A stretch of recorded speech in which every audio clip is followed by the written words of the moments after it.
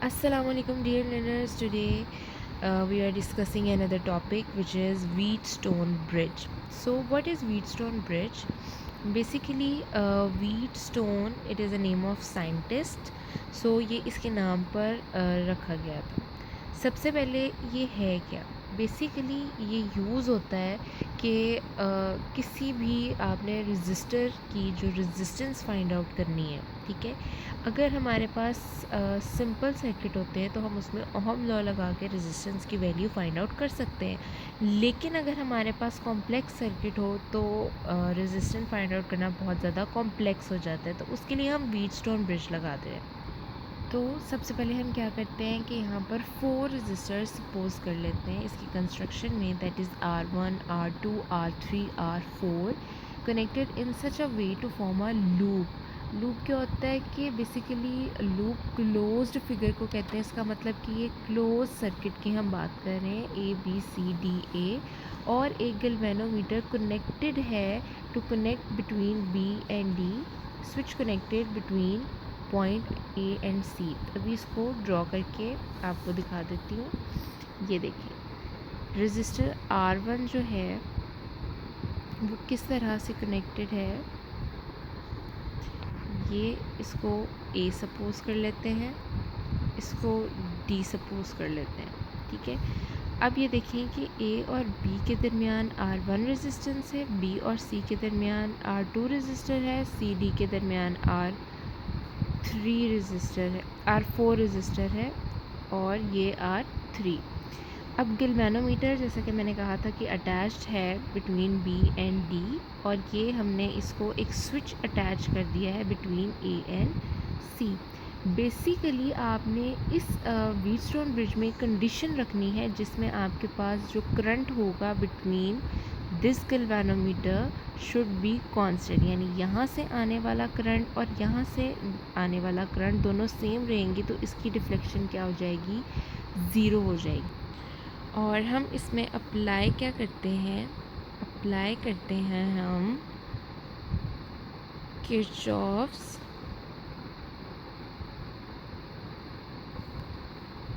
Second law, ठीक है, जिसमें हमने कहा था कि जो हमारे पास सम ऑफ पोटेंशियल डिफरेंस होता है वो क्या हो जाता है, ज़ीरो हो जाता है। तो अब हम एक लूप कंसीडर कर लेते हैं, दैट इज़ ABDA, ठीक है। कंसीडर कौन सी लूप कर रहे हैं हम, ABD और A। अब यहाँ पर चूँकि हम पोटेंशियल डिफरेंस की बात कर रहे हैं, और सबसे इम्पॉर्टेंट बात इसमें ये है कि आपने करंट की डायरेक्शन खुद से सपोज कर लेनी है। मैंने एंटी क्लॉकवाइज की है, आप लोग क्लॉकवाइज भी कर सकते हो, लेकिन जिस लूप में आप जौन सा भी करंट सपोज कर रहे हो तो बाकी लूप्स में भी आपने direction of the current same रखनी है, डिफरेंट नहीं रखनी, ठीक है। ये नहीं करना कि अगर यहाँ आपने एंटी क्लॉकवाइज कर दिए तो यहाँ आप क्लॉकवाइज कर दो, सेम रखनी है। अब अकॉर्डिंग टू दिस अगर मैं देखूँ तो मुझे पता है कि जब करंट जो होता है वो रेजिस्टेंस यानी रजिस्टर से जब पास करता है तो वहाँ पे, क्योंकि रजिस्टर का बेसिकली काम क्या होता है कि चार्ज को स्लो डाउन कर देना। इसका मतलब पहले एनर्जी गेन थी, एनर्जी ज़्यादा थी, लेकिन जैसे ही वो रजिस्टर में से पास की तो क्या हुआ, जो आपके पास एनर्जी थी वो लॉस होगी।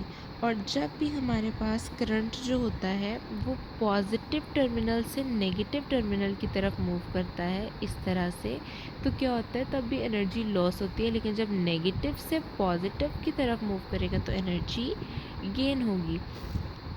अब हमने क्या करना है कि अपने काम को आसान बनाने के लिए हम डायरेक्शन ऑफ रजिस्टर भी सपोज कर लेते हैं। मेरे पास ये I1 था, जब ये जो करंट था वो B से A की तरफ मूव किया, यानी ये करंट रजिस्टर से यहाँ की तरफ फ्लो किया, ठीक है। अब जब इधर में से करेगा तो ये इसकी डायरेक्शन होगी, और जब यहाँ से करेगा तो ये इसकी डायरेक्शन ऑफ करंट होगी। अगर मैं सपोज करती हूँ BCD, direction of current anti clockwise, यानी इस रजिस्टर की डायरेक्शन ऑफ करंट यहाँ पर होगा। फिर ये गैल्वेनोमीटर भी बेसिकली एक रजिस्टर ही है, ठीक है। इसकी भी रेजिस्टेंस होती है कुछ ना कुछ, ये ऐसे और फिर ये यहाँ यूँ। अब I3 यानी इस वाली लूप में भी डायरेक्शन ऑफ करंट है, तो इस वाले रजिस्टर से यहाँ और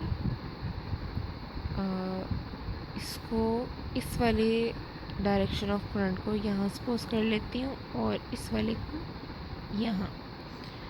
ठीक है, अब जैसे कि मुझे पता है कि V is equals to IR। अब B से A की तरफ क्या हो रहा है कि रेजिस्टेंस जो है में चार्ज क्या हो रहा है, आहिस्ता से मूव कर रहा है, तो एनर्जी जो क्या होगी वो लॉस होगी। तो मैं इसके साथ ड्यू टू एनर्जी लॉस मैं -R1 लगा देती हूँ। ठीक है, अब A D से देखो तो यहाँ पर रेजिस्टर्स में से दोबारा क्या हो रहा है, एनर्जी लॉस हो रही है। लेकिन अगर मैं देखूँ तो यहाँ वाली जो डायरेक्शन के वजह से जो मेरे पास करंट है वो इधर भी तो फ्लो कर रहा है। इसका मतलब कि जिस लूप को आप कंसीडर कर रहे हो यानी ABDA, उसका करंट मैं ज़्यादा सपोज कर लेती हूँ कि उसमें ज़्यादा तेज़ी से फ्लो कर रहा है। ठीक है, सो मैं कह सकती हूँ I1 माइनस I3, ये I3 था और ये I1 है। इसको थोड़ा प्रोमिनेंट करके लिख लेते हैं ताकि इजीली समझ आ जाए।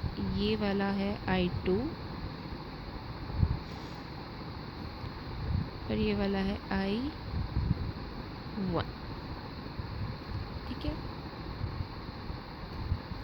उसके बाद यहाँ से यहाँ और यहाँ। अब आपको पता है कि इस वाले से भी I2 करंट भी इसमें से पास कर रहा है, तो फिर से हम कौन सी लूप कंसीडर कर रहे हैं, ABCDA, जिसका करंट I1 है, तो वो बड़ा सपोज कर लेते हैं I1 minus I2 is equals to 0, क्योंकि हमने किरचॉफ सेकेंड रूल अप्लाई किया। ये वाला जो था ये R1 रेजिस्टर था और जो R3 रेजिस्टर कौन सा था, I1 माइनस R3 वाला। तो इसके बाहर हम क्या लिख लेते हैं, R3। और जो गैल्वेनो की रेजिस्टेंस है हम उसको हम RG से रिप्रेजेंट कर देते हैं। ठीक है, RG। अब हम जो है वो नेक्स्ट लूप का करंट कंसीडर करते हैं, that is loop BCDB। Direction of current इधर को है, तो ये सिंपली आ जाएगा माइनस, क्योंकि रेजिस्टर है तो एनर्जी लॉस, I2R2। ठीक है, उसके बाद ये डायरेक्ट B और D से फ्लो करेगा। गैल्वेनो अगेन एक रेजिस्टर के तौर पर यहाँ पर है और यहाँ पर हमें पता है कि ये I1 का करंट इधर फ्लो कर रहा है और I2 नीचे आ रहा है। तो सिंपली जिसका लूप का आप सपोज कर रहे हो उसका करंट हम बड़ा लिखेंगे, तो I2 minus I1।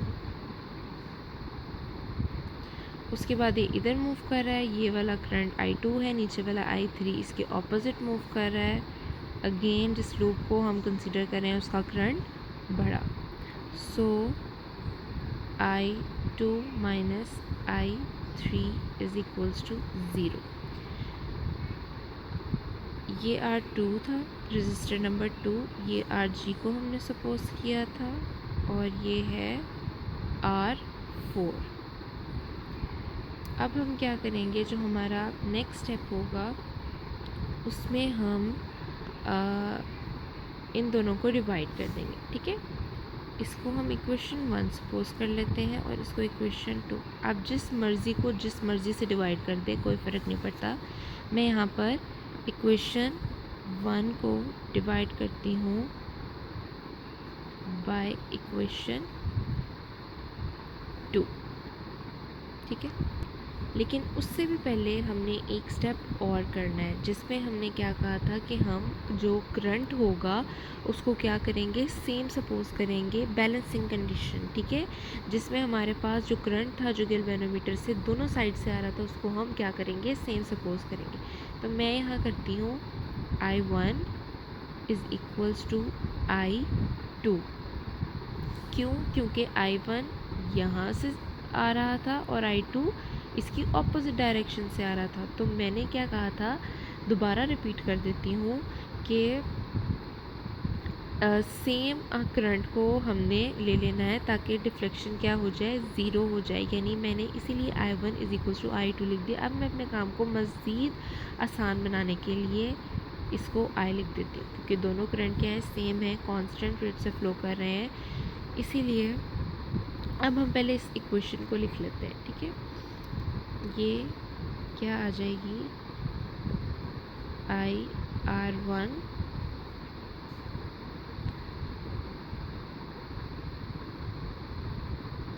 I minus I3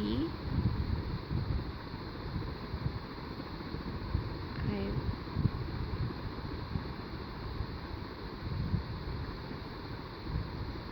क्योंकि ये I1 को भी I सपोज कर लिए हमने और I2 को भी I सपोज कर लिए, और ये हमारे पास है इक्वेशन 1। अब अगर मैं इसमें देखूं तो मेरे पास ये वाली टर्म तो कैंसिल हो जाती है और पीछे कौन सी बच जाती है,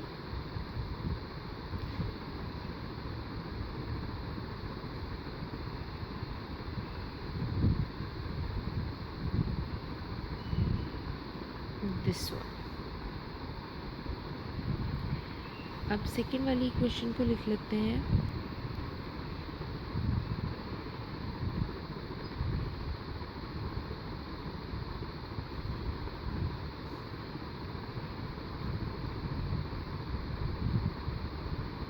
ये भी सेम थी।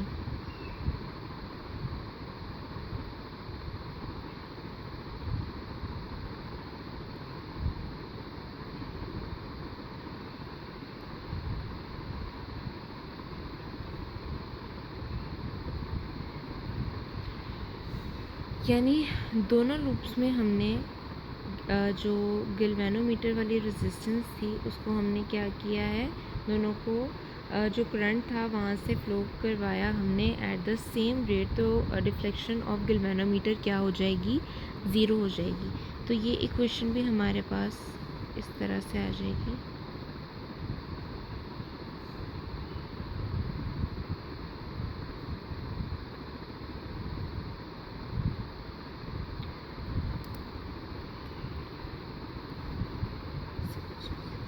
अगर हम देखें तो क्या मैं इस तरह कर सकती हूँ कि इसको इस वाली चीज़ को उठा के ज़ीरो के दूसरी वाली साइड पे ले जाऊँ, तो ये मेरे पास पॉजिटिव हो जाएगी।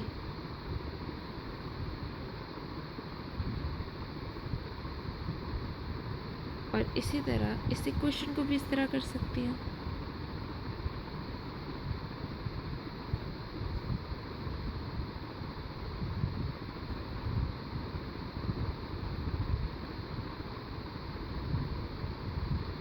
अब these equations are fully satisfied to divide, तो equation 1 divided by equation 2, ठीक है।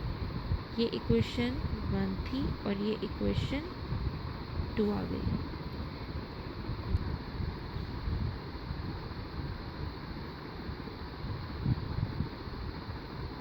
This and this will divide,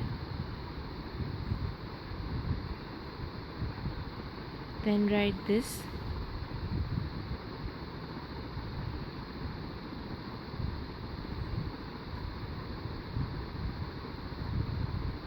and then this one.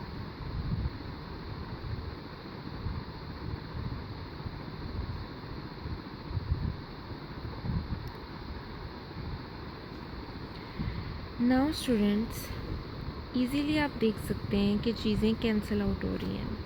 तो माइनस माइनस से कैंसिल, आई से कैंसिल, और ये वाली इक्वेशन इस वाले से कैंसिल। अब पीछे हमारे पास क्या रह जाता है? सो जब आप देखो तो यहाँ पे कुछ इस तरह की कंडीशन आ गई है, यानी हर एक की रजिस्टर हमारे पास आ गई है। यहाँ पर सिर्फ एक मिस्टेक हो गई थी कि RG को तो हमने कैंसिल कर दिया था, तो RG की जगह यहाँ पर R3 आना है, क्योंकि हमारे पास R3 बच गया था ना कि RG, क्योंकि हमने डिफ्लेक्शन को क्या कर दिया था, गैल्वेनोमीटर की 0। ठीक है, तो R3 आ जाए। यहाँ पर अब आपके पास कोई भी रेजिस्टेंस की वैल्यू अगर ना दी हो तो आप इसको आसानी से कैलकुलेट कर सकते हो। फॉर एग्ज़ाम्पल अगर मेरे पास R1 जो है वो क्या हो, अननोन हो। ठीक है, let's suppose R1 is equals to x, तो ये इस तरह से हो सकता है, Rx is equals to R3 into R2 over R4। So learner, this is all about today's topic. मैं उम्मीद करती हूँ कि आपको ईज़िली समझ आया होगा। Thank you.